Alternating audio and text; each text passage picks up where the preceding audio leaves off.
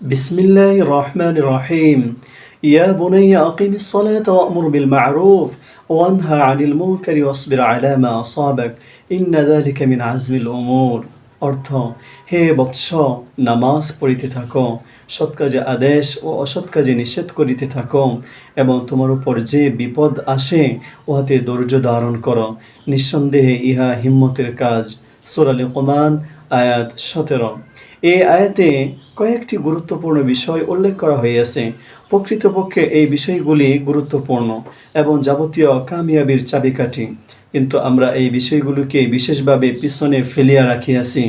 সৎ কাজের আদেশ সম্পর্কে তো বলাই বাহুল্য, উহা তো প্রায় সকলেই ছাড়িয়া দিয়াছি।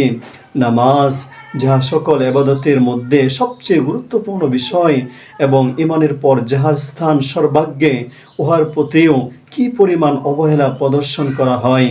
যাহারা নামাজ পড়ে না তাহাদের কথা বাদ দিলেও স্বয়ং নামাজি লোকেরাও উহার প্রতি পুরোপুরি গুরুত্ব দেয় না।